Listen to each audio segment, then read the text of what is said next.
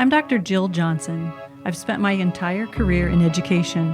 I started in the classroom, then trained teachers, and most recently served as a high school administrator. Now I help highlight the stories, struggles, and successes in educating the next generation of content creators. Welcome to CGTV. All right, I suppose it's still morning, so good morning, everybody. That is me. That's me like 8 years ago, but it's a good photo. I am the owner-designer of Storyhook. I founded Storyhook about 8 years ago, and we are a brand and marketing agency, so we focus heavily on brand. We help people make content for their brands and advise them on how to manage and kind of in the sense like you guys just learned in the last session, how to PR their brand. So I'm here to talk to you about, and I think, hey, getting the brand back together. So that's what we're going to talk about today.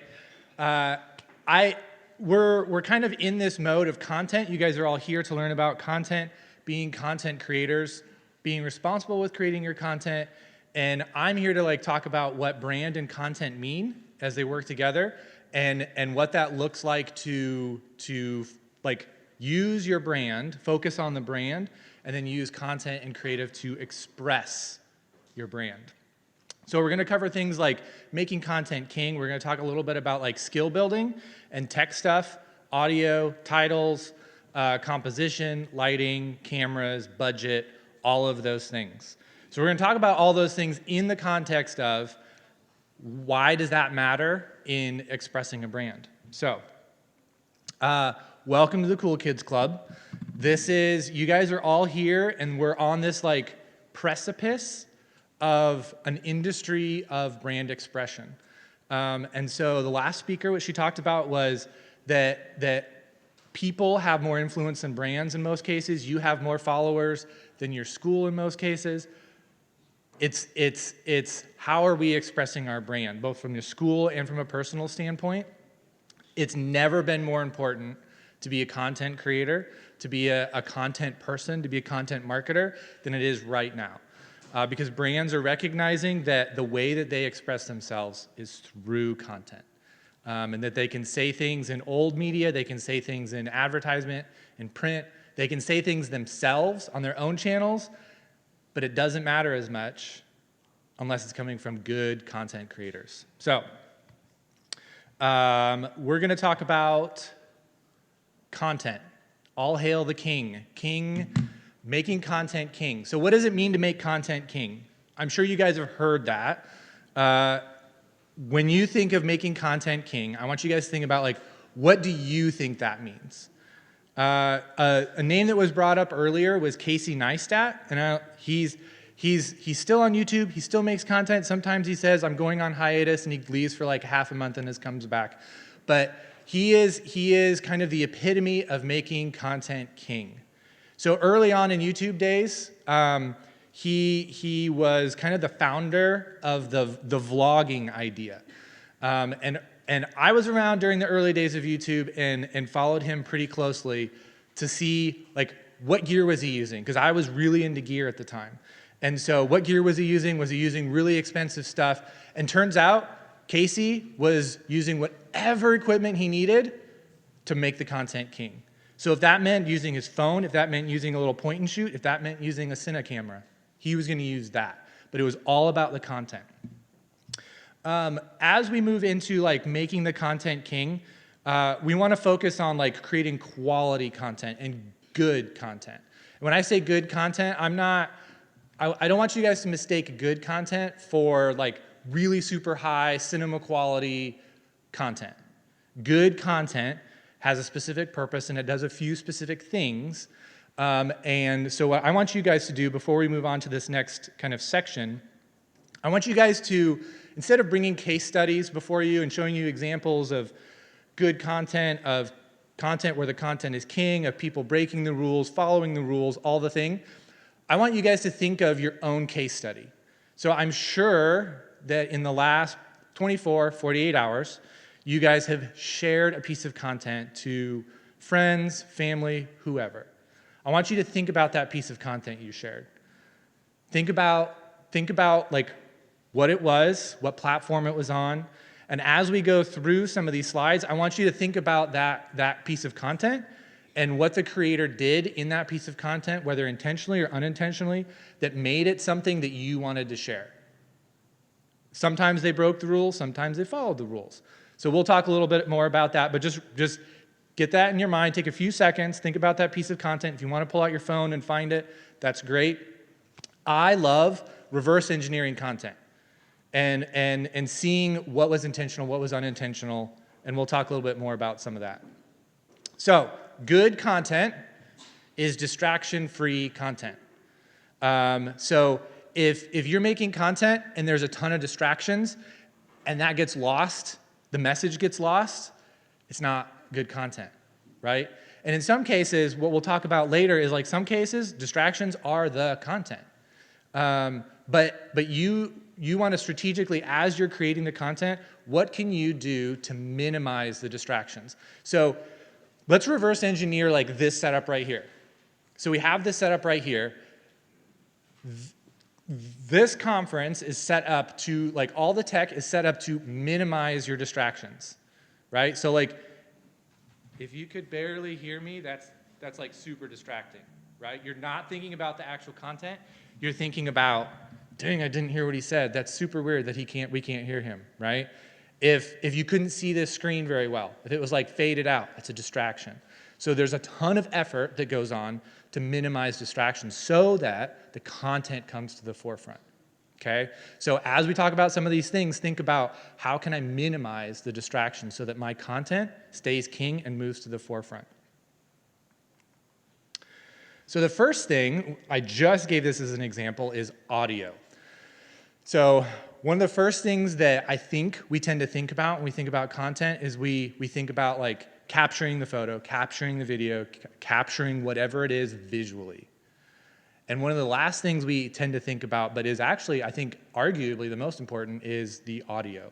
Now, I'll contradict what I'm saying right now in the next slide, but thinking about how can you capture audio, how can you minimize distractions, isn't just like going and getting a cool wireless mic setup. Now, I'm going to show you one of the things that I've seen people do. So they have really inexpensive wireless mic setups that are just those whole case charges. You pull the transmitter out, you pull the receiver out. You can put this on your phone, you can put this on your camera, and this can clip to somebody's shirt collar, or this will actually fit right inside this handheld mic, and you can go and collect content all day long. They can talk into the mic, sounds great. And it goes right to your phone, it records directly to your phone. You don't have to worry about separate audio recorders. But these are great things to actually capture your audio. There's a couple people that make these things. On-camera audio, so if you've got a camera or you've got a phone and you're standing like this far away from me, audio's not gonna work. You're not gonna hear it super well. So if you do that though, and you get all the way to your post, you get all the way into your editing phase and you're like, I can't hear them. Get creative. If you can't hear them, record a voiceover and dub it over top. Don't match the audio. Make that bug that just happened, make that a feature. Make that part of your content of the voiceover. Audio is arguably one of the first things you can think about, and you can solve the audio problem really simply for really cheaply. Okay, I still can't hear you. Well, I still can't hear you means that you guys might be surprised, and I'm sure you guys have all done this. We're minimizing distractions. Perfect. I'm sure you guys all do this, but I just heard a stat the other day that most content is viewed with your phone muted. And so while getting audio is really important, because when you do have the audio on, you want to be able to hear it, you want to be able to know what's going on. Most content is consumed with your phones or devices muted. And so titles, I'm sure you guys, like, think about your content your case study, the thing that you shared in the last 24 to 48 hours. Did it have titles? What's the good news about titles is it used to be super hard. So I avoided titles at all costs for most of my career. Now, most of the editors have like transcription. So you literally click a button, titles are generated, it comes up. Some tips on titling, some easy grabs for winning on titling is make it clear, watch for your UI on whatever platform. So if it's TikTok, if it's Instagram, if it's YouTube, watch for where the UI sits. Put the titles, a lot of people tend to put titles like way down low because you don't want it to be a distraction, right? Put it at the chin, put it right here because people are watching the mouth move and they're reading the titles as it goes. Make it, again, it can be distracting, but make it a feature, not a bug. Put it on there, style it. You can emphasize things with titles. Titling is super easy. Are you afraid of the dark? So be afraid of the dark. So lighting is another really easy but very important thing. So when you think of lighting, it doesn't mean that you have to have like the setup that they have over there is great. If you can put down some money to get like a setup like that, that's great. But you also probably are not going to haul that all over the place to create your content. So a few simple things to remember about lighting is that try to keep the lighting shining on your subject. I know that sounds like elemental, but look for windows. We've got a bunch of good windows here. I've made so much content that looks incredible with no lighting by just putting someone in front of a window and standing with my back to the window filming them. Because the window just kind of makes you look all glowy. It's like a natural, ring light. It's great. There are a lot of other really simple, like easy grab lighting situations. I've got a whole kit full of battery powered, just like they look like lightsabers, okay? And they're battery powered, you hit the switch and it turns on. Have 2 of those. That's the kind of thing you can haul around all over with you, right? And you just amplify the lighting that you already have. Super easy, but can make a huge difference in your content. Because if you're shooting me with my back to that light just kind of overwhelms me. Like, you guys probably don't know this show, but Touched by an Angel kind of aura going on. Keep your composure. So this is another thing that I do think a lot of people don't necessarily think about, but there's some really easy wins for this. So I work with a lot of schools, and one of the things that I see a lot is that when there's photos or interviews, there tends to be a like, oh, we have a cool brick wall, stand in front of the brick wall, because that's cool, right? And it ends up looking like a mugshot because they're 6 inches from the wall, right? So composing your shot, really easy wins for that, but it can make a huge difference. So you guys all know, I'm going to guess that 95% of you, if not 100, have taken a selfie. And when you take a selfie, I'm going to have you guys do this. Show me where you hold your phone. Yeah, everybody's doing that. You guys are shooting higher than your eye line. You shoot down because it makes you look just a little bit better. If you shoot down from below, you get the double chin and you get the whole like looking up the nose kind of thing. That's composition. That's all that is. So remember that when you go to shoot your content. Unless you want to like create a certain vibe and shoot down low and do that whole thing, if you want to flatter your subject, shoot a little bit above the eye line. Shoot a little higher. Bring one of the things like I just talked about, the mugshot, bring them out from the wall. Use the brick, it's cool. Use the pattern, it's dope. Bring them out from the wall. And it'll just change the whole picture. It's not a mugshot anymore. You've got a cool background for your photo. I'm going to jump back to our case study. Think about your case study. How did they compose the shot? Was it awkward for awkward reasons? Did they provide some like distance? If it was a lot of content that I tend to share are stand-up comedians doing their podcasts, and like they've got set design, right? So they're composing the shot in a very specific way regarding the set. Think about your case study. So we'll fix it in post. That's a famous phrase that we talk about when we create content. I'm sure you guys have thought about that. You do something and you're like, it's okay, we'll fix it in post. So I'm just talking about the editing at this point. So editing is where all of your content comes together. Whether that's photo, whether that's video, whether that's even just design, this is where it all comes together. And one of the things that my pro tip for this section is There are a lot of great like editors out there, specifically for photo, specifically for video. If I'm thinking about video and creating video content, my best recommendation is to jump into the professional software now. As somebody who looks to hire people, I want to hire people. Like if you come to me with your resume and your like portfolio, and I see that you're editing in the software that I edit in, that allows me to skip a step of training you how to use the software that my team uses. And right now, there's some that have like a big step to get into, but I'm just gonna plug DaVinci Resolve. You can get a free version of DaVinci Resolve. It is the standard for video production anymore. They have all the things that I've talked about for titling, for everything, and like you should jump into Resolve and just learn that.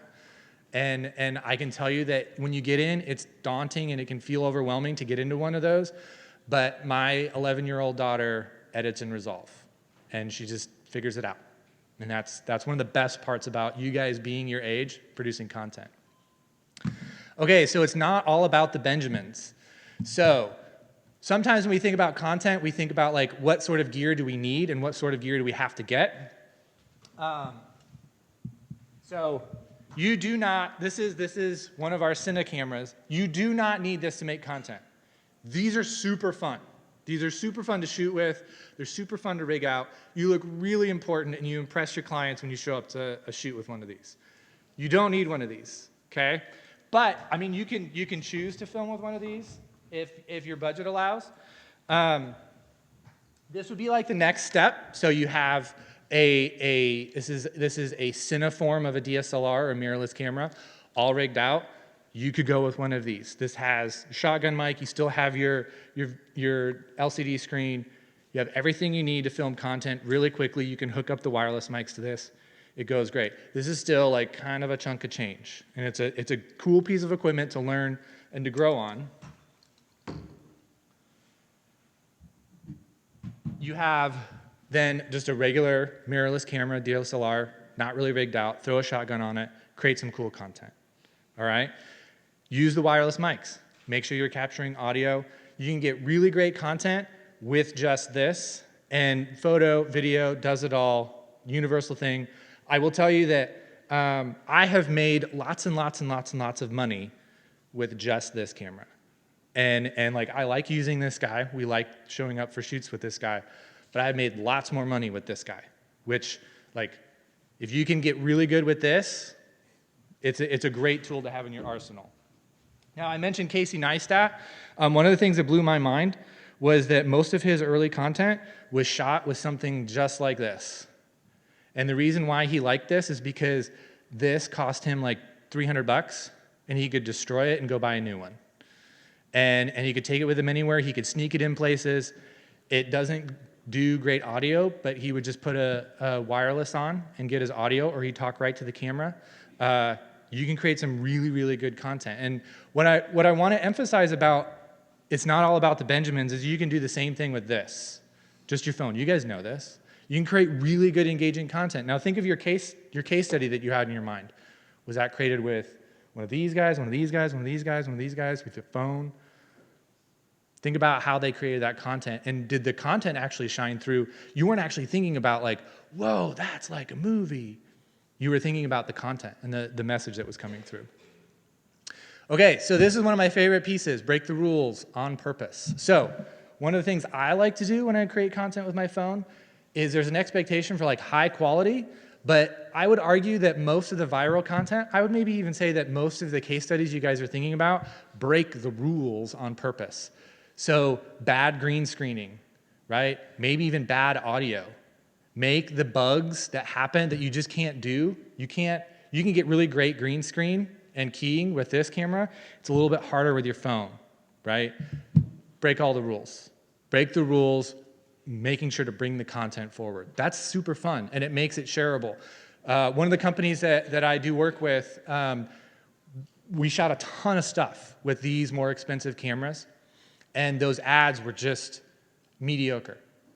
And our social media strategist pulled out his phone, and he shot like a really kind of awkward video of someone trying to sell the product with bad keying, bad acting, and it like skyrocketed, went viral. Broke the rules on purpose. It became a feature, not a bug. Heroes get remembered, but legends never die. So our goal in creating content is to create memorable content. So I would argue that the case study that you guys are thinking about in your own mind is a piece of content that you remember, right? It's something that somebody made that was done well enough to be remembered. And that is our goal in creating content, is to create content that's memorable, that's shareable, you can pass on. Creating content that's memorable is like the ticket to influence. So when you think about your piece of media, you create enough content that's memorable, you start to build engagement, you start to build followers, you start to build this thing. For the keynote later, I have personally followed him for a long time, and I can specifically remember at least 6 pieces of content that he made because he was really intentional about creating memorable content. So this is a quote that I really like. Don't measure, cut twice. And this is all about iterating. So go, create content and iterate on it. Don't be afraid to plot, to like not plot out, not strategize, not plan.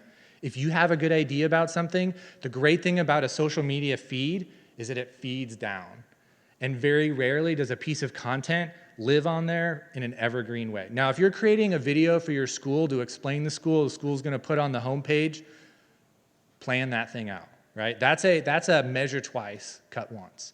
If you're creating content that you're wanting to gain engagement, you want to gain followers, don't measure, cut twice. Ship and iterate, ship and iterate. The volume of content that creators make would blow your mind, especially how much content brands make and how much content brands pay other people to make. It's so much. And you ship, look at your analytics and iterate. But don't be afraid to try new things. The best content comes from people trying new things. Casey Neistat, I'm going to keep referring to him. He had a brand that hit him up to promote. There was a movie called, it's a movie about a guy named Walter Mitty. And they asked him to promote it, to shoot a promo for it. And he said, how about you give me the money and I go, and this was there were tsunamis over in Asia. And he said, how about you give me the money and I'll take all the money over there. And so he did that. And that was a huge promo for the movie that this company was getting the accolades for sending all this money and doing all this work with Casey. Building a brand is a slow, long journey. You will very rarely see a brand that is built overnight. The brand that we're here with Class Intercom is not a brand that was built overnight. It's telling. We've heard a great presentation about storytelling, and I would argue that when you create content for a brand, you're telling a brand story in little segments, and that you want the overall story to reflect the brand, but the first thing you put out, the second thing you put out, the 10th thing you put out is not going to build the brand. You want to contribute to the brand as you go and continue to build it, but it's a long, slow journey. And I would encourage you guys to have as much patience as you can during that process, because it's really valuable to look back then. Again, a great question to ask the keynote later would be, looking back on 2 years, how were things different between now and 2 years ago? Because it's a slow build, but it's intentional. And the whole section that we've just talked about is a lot about skill building, some pro tips, thinking about your case studies and how that content contributes to a brand. Really though, what I want to leave you guys with is, this is a quote from Jeff Bezos. And I love all things brand. I could do a whole thing on brand and identity and your own personal identity and how the best people you know are people that are really confident in who they are. And that is also true about brands. When you think about your favorite brands, I heard a really good quote the other day about we would probably know what a hotel by Nike would look like, but we'd have no idea what a shoe made by Hyatt would look like, right? So Nike's worked really hard on their brand. You know what that is. They've built it over a long period of time. I love brand things. So this is a quote by Jeff Bezos. Brand is what people say about you when you're not in the room. And I want to add a little piece on the end because I felt very strongly about this for a long time, and this is important for you guys. But content is how you tell them what to talk about. And so when people talk about you when you're not in the room, they're not talking without content. They're talking with lots of context that they've been provided. So the example I just gave about Nike, you know what a Nike hotel would look like because Nike has told you what a Nike hotel would look like. And so you guys have this really great responsibility to generate content that has people talking about that brand behind the brand's back. And I think that's a really exciting place to be. And I think sometimes it can feel trivial to be in a content space, to be making content, to want to be a content creator. But the reality is that content drives how we think about brands.